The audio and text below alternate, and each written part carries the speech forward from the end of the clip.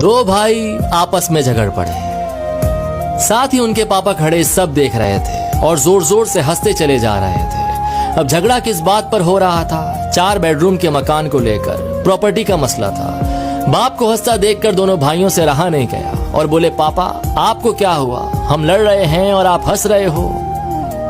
बाप ने कहा, बेटे तुम इस चक्कर में पड़े हो, मैं कल तुम्हें अनमोल खजाना दिखाऊंगा, कल चलो छुट्टी लेकर मेरे साथ। दोनों भाइयों ने छुट्टी ली और सुबह सुबह तीनों निकल पड़े। एक बस में चढ़े तो 2 ही सीट खाली थी। अब जाने वाले 3 थे, 10 घंटे का रास्ता था।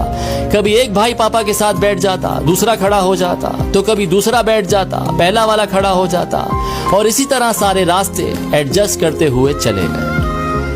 गांव पहुंचे तो पापा उन्हें एक पुरानी हवेली पर ले गए। देखा तो हवेली खंडर हो चुकी थी। कबूतरों ने घोंसले बना लिए थे, झाड़ियां उगाई थी। ये देखकर पापा इमोशनल हो गए, रोते चले जा रहे थे और उनसे कहते चले जा रहे थे कि देख रहे हो हवेली, इस हवेली में तुम्हारा बचपन बीता है। इस हवेली के लिए मैंने अपने बड़े भाई से लड़ाई लड़ी, एक दूसरे को मरने मारने पर उतर आए थे, जैसे कल तुम लड़ रहे थे।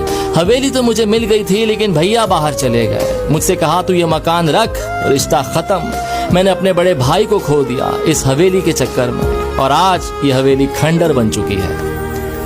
तुम दोनों इसी तरह लड़ते रहे तो मकान तो खंडर हो जाएगा, लेकिन रिश्ते हमेशा के लिए खत्म हो जाएंगे। जिस बस की सीट पर बैठकर आए हो, क्या वो जिंदगी भर के लिए तुम्हारी हो सकती है? तो बेटों ने कहा, नहीं, क्या बात कर रहे हैं, बस में तो सवारी बदलती रहती है। तो बाप ने कहा, बस यही लाइफ है, सवारी बदलती रहेगी। जो चीज थोड़ी सी देर के लिए मिली है, उसके लिए झगड़ना बंद करो। खुश रहिए, मोहब्बत से रहिए, अपनी फैमिली का ख्याल रखिए। मटेरियलिस्टिक के पीछे नहीं, इमोशनल के लिए दौड़ना शुरू कीजिए। और ये स्टोरी अपने भैया के साथ जरूर शेयर कीजिए।